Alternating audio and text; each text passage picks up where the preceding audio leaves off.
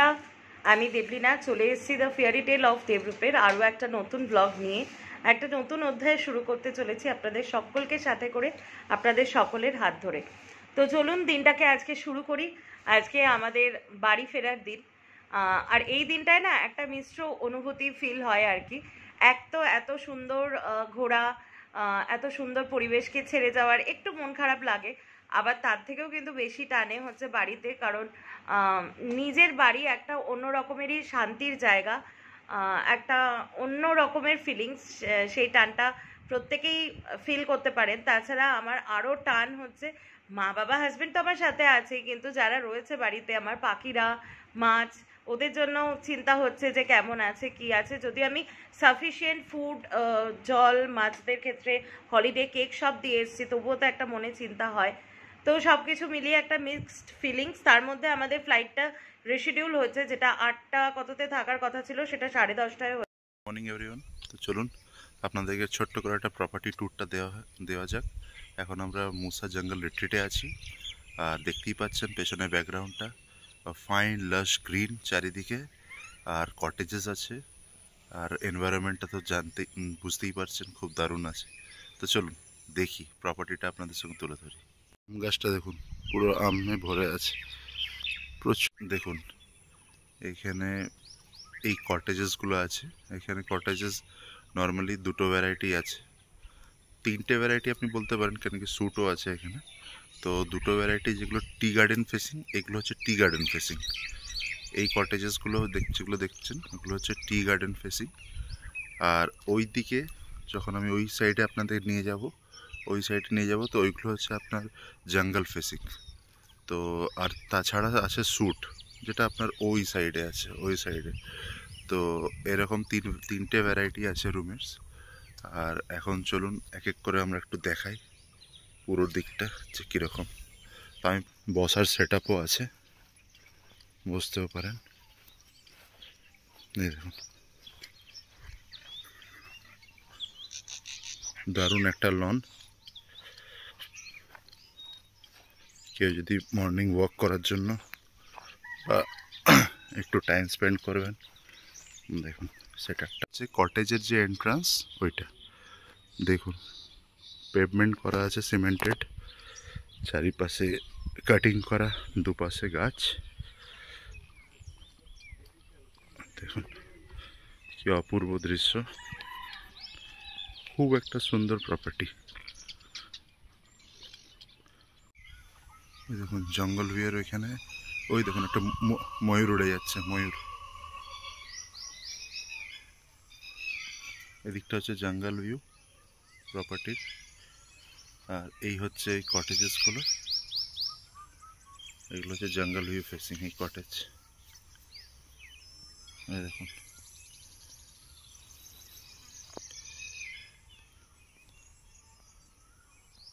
জঙ্গল রিট্রিটের এন্ট্রান্স। তো চলুন দেখুন। হিরোলিনা এখন ভিডিও এডিট করছে ব্লগের, আর আমি একটা রুম ট্যুর দিয়ে নিই আমরা যে রুমে ছিলাম। তো চলুন, এটা এন্ট্রান্স, এই পাশে হচ্ছে টয়লেট।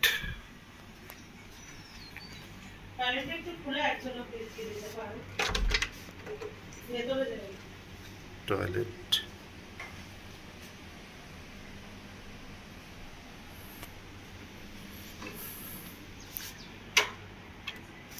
এবারে একটা দেখতেই পাচ্ছেন ওয়ার্ডরোব আছে, উডেন বেতের কাজ করা, একটা গ্লাস এখানে আছে, বসার একটা সিটিং অ্যারেঞ্জমেন্ট, টিভি,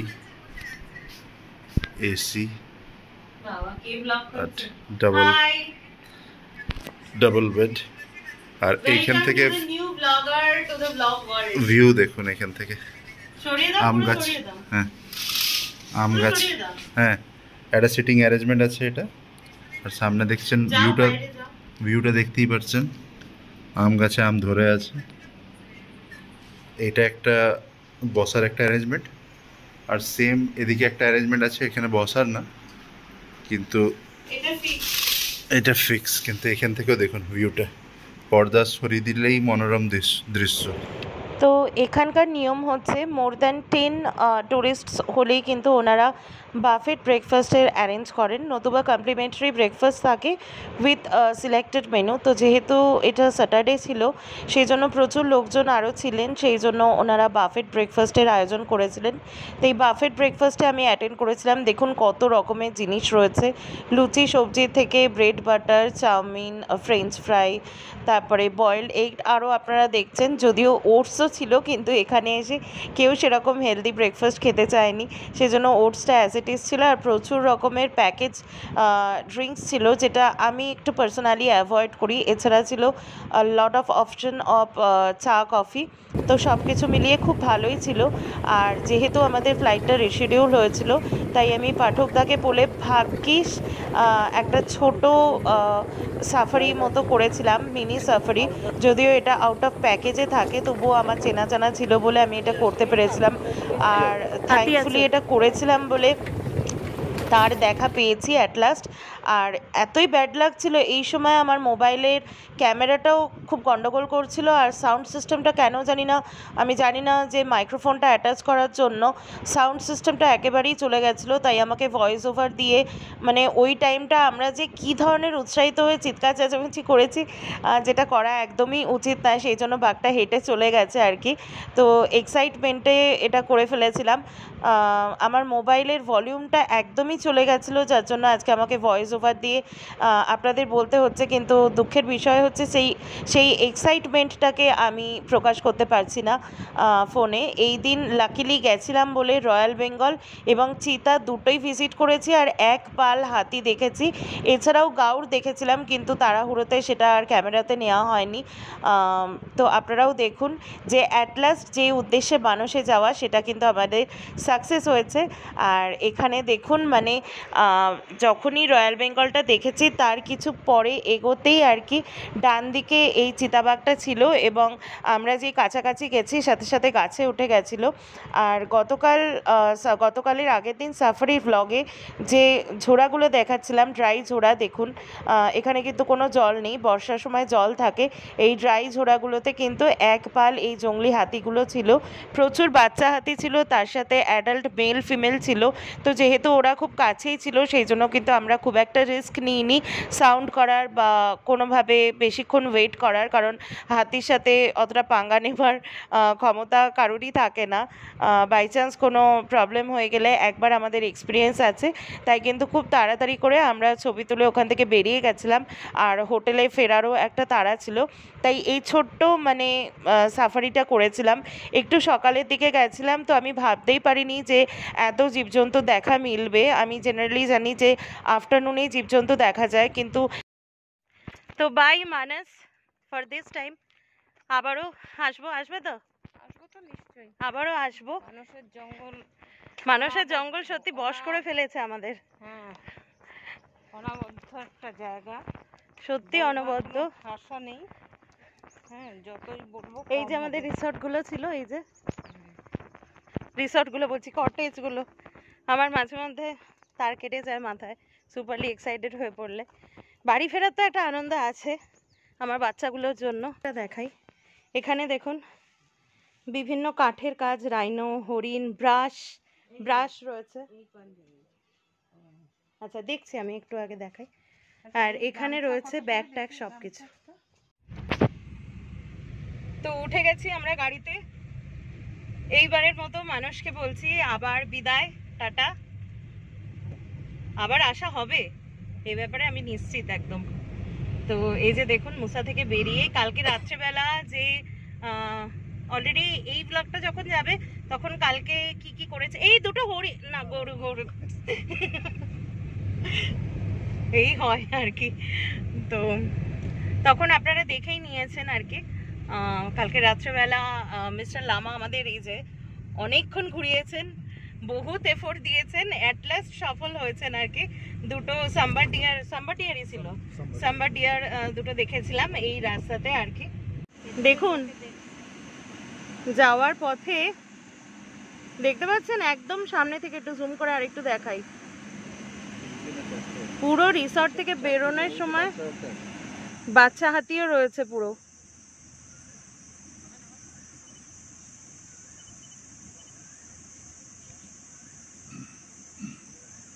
দুর্দান্ত, দেখুন ময়ূরগুলো ডাকছে।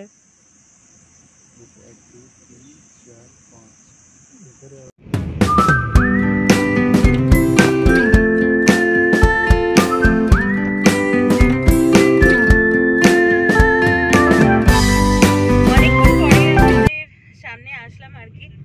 লং ডিস্টেন্স ট্রাভেল করেছি, এখনো প্রায় 70 কিলোমিটার্স মতো আছে। হ্যাঁ হ্যাঁ হ্যাঁ, প্রণীতা এখানে খুব নামকরা একটা রেস্টুরেন্ট, প্রণীতা রেস্টুরেন্ট আর কি। তো হ্যাঁ রাইট, এই প্রণীতাতেই খেয়েছিলাম, ঠিক ঠিক বলেছো। তো দেখুন পেছনে সব পার্টি টাইম চলছে, মাঞ্চ ব্রেক চলছে, সাবুর পাপড় খাচ্ছে আর চা খাবে এসব বলছে। এখনো 70 কিলোমিটার।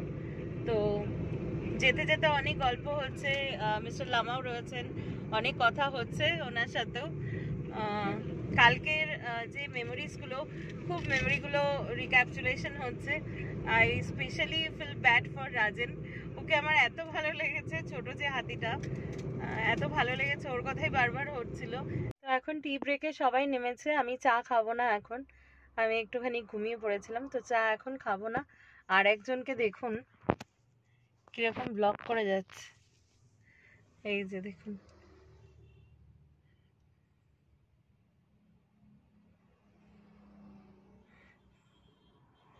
তো এয়ারপোর্ট যাওয়ার পথে এইখানে আমরা টি ব্রেকে নেমেছি। তো এটা হচ্ছে হোটেল,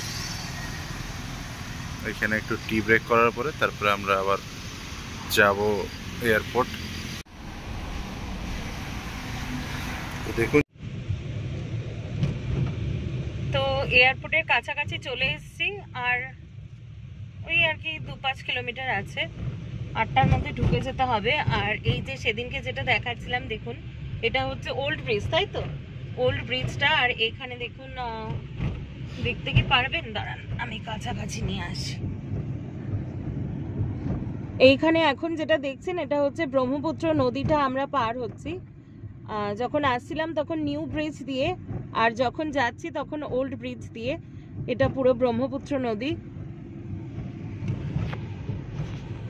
তো হয়ে গেল এবারে মানুষের ট্রিপ, 8টার মধ্যে ঢুকে যেতে হবে এয়ারপোর্টে, তারপরে ওয়েব চেক ইন ডান আছে আর কি। তারপরে ফ্লাইট আছে হচ্ছে রাত্রির 10:25, 10:30 নাগাদ। আর হচ্ছে ভূপেন হাজারিকা স্মৃতিসৌধ, এটা যেটা দেখাচ্ছে এখন। এই তো চলে এসছি লোকপ্রিয় গোপীনাথ বরদলাই এয়ারপোর্ট, গুয়াহাটি এয়ারপোর্টে চলে এসছি।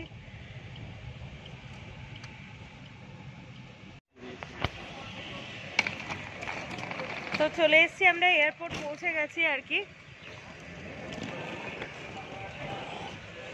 এই যে সমস্ত জিনিসপত্র, ব্যাগটা আছে ভেতরে, জিনিসপত্র সব নামানো হয়ে গেছে। তো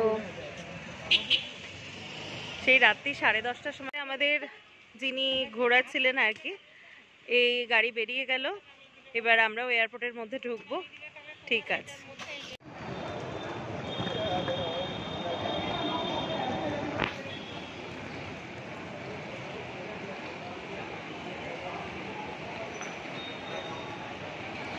তো লাগেজ টাগেজ নামিয়ে একদম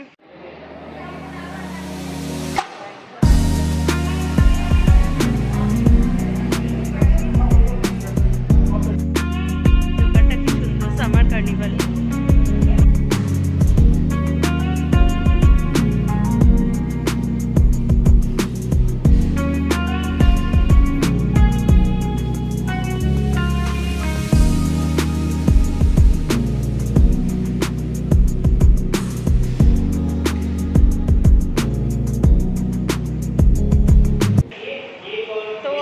সমস্ত চেকিং হয়ে গেছে, ব্যাগেজ চেকিং হয়ে গেছে, হ্যান্ড লাগেজ চেকিং হয়ে গেছে, সিকিউরিটি চেকিং হয়ে গেছে, তাই তো। এখন আমাদের আরও 1.5-2 ঘন্টা মতো ওয়েট করতে হবে। আসলে কলকাতা এয়ারপোর্টে যে অপ্রীতিকর ঘটনাটা আমাদের সাথে ঘটানো হয়েছে আর কি, সেটার জন্যই আমি কিন্তু এই এয়ারপোর্টে এসে দেখছি এরকম কিন্তু কোনো ব্যাপার না। তো এই নিয়ে আমি বলবো, পরে ব্লগ তো করবো অবভিয়াসলি, এখন বাড়িতে যাচ্ছি। নিশ্চয়ই পরে ব্লগ করব। তো দেখা যাক, 1.5-2 ঘন্টা এই বসে থাকাটা খুব মানে বিরক্তিকর লাগে, ভালো লাগে না। তাও বেড়াতে যাওয়ার সময় একটা অন্যরকম অনুভূতি লাগে। মার জন্য একটা ছোট আর কি একটা গিফট নিচ্ছি, মেল এমেল নিচ্ছি একটা।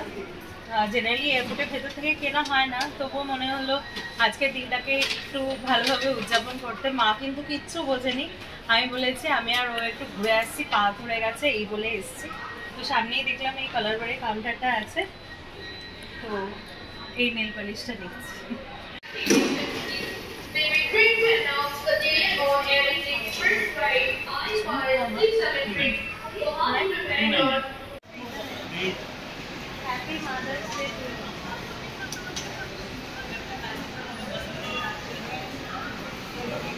দেখুন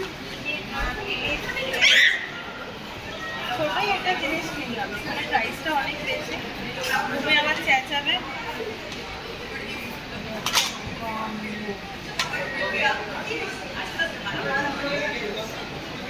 পছন্দ হয়েছে ফর মাদার্স ডে।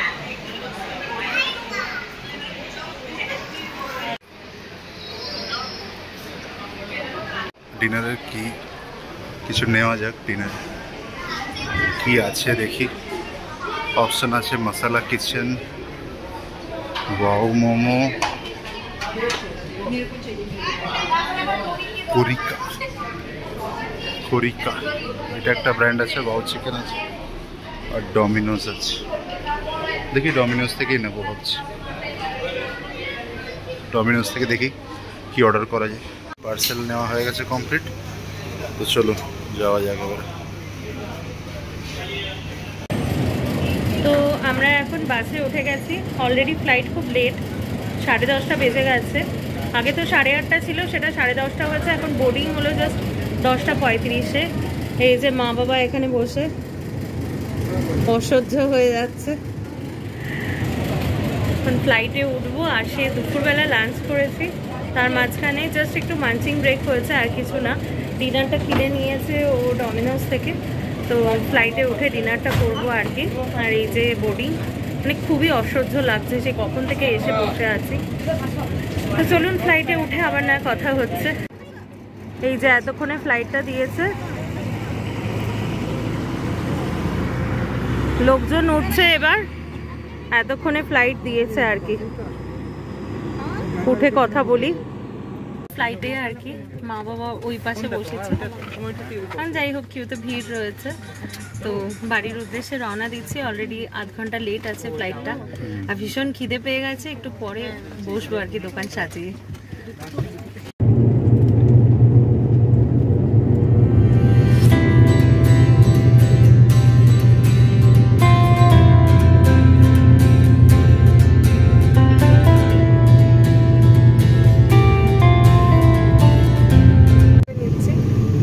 দুপুরের পর থেকে কিছু খাইনি, তাই ডমিনোজের ডিনারটা করে নিচ্ছি, আর একটু সফট ড্রিঙ্কস খাবো।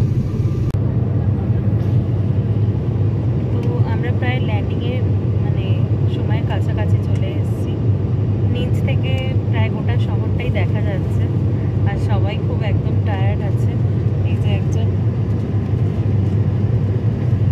ওদিকে মা বাবা একটুখানিকের জন্য ঘুমাচ্ছিল আর কি।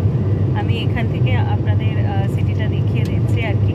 আমি খুব আস্তে আস্তে কথা বলছি, বিকজ রাত্রে ফ্লাইট রয়েছে, সবাই রেস্ট নিচ্ছেন, সেই জন্য আমি পাবলিক প্লেসে আসতেই কথা বলছি। তো একবার দেখুন ফ্লাইটের জানলা থেকে নিজের শহরকে দেখতে ঠিক কত